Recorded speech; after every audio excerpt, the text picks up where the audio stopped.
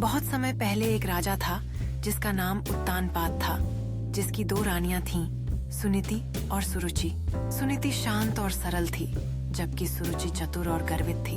राजा ने सुरुचि को इसलिए अधिक पसंद किया क्योंकि वह सुनीति से अधिक सुंदर थी। रानी सुनीति का एक पुत्र था जिसका नाम ध्रुवा था और रानी सुरुचि का पुत्र उत्तम था। एक दिन ध्रुवा अपने पिता उत्तानपाद की गोद में खेल रहा था जब रानी सुरुचि आई और उसे हटा दिया, कहते हुए, तुम राजा की गोद में नहीं बैठ सकते, केवल मेरे बेटे का इस पर अधिकार है।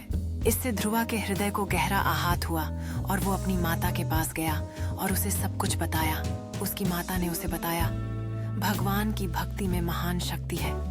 यदि तुम ईमानदारी से भगवान की पूजा करोगे तो तुम न केवल अपने पिता की गोद में बल्कि भगवान की गोद में भी स्थान पा सकोगे। अपनी माँ के शब्दों और मजबूत संकल्प से प्रेरित होकर 5 साल का राजकुमार ध्रुव ध्यान और प्रार्थना के लिए जंगल में निकल पड़ा।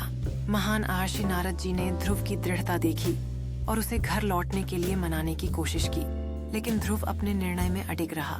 नारद मुनि ने फिर उसे ध्यान करते समय ओम नमो भगवते वासुदेवाय मंत्र जपने का निर्देश दिया। ध्रुव जंगल के जानवरों, खड़ी मौसम और बर्फीली ठंड से बेखौफ बिना किसी रुकावट के अपनी प्रार्थनाएं जारी रखता रहा। उसकी भक्ति से प्रभावित होकर भगवान ध्रुव के सामने प्रकट हुए और एक वरदान दिया।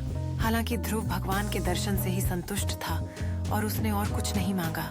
भगवान ने उसे आशीर्वाद दिया, यह सुनिश्चित करते हुए कि उसका नाम आसमान में सबसे चमकते तारे की तरह चमकेगा और ध्रुव ध्रुव तारा के नाम से जाना जाएगा।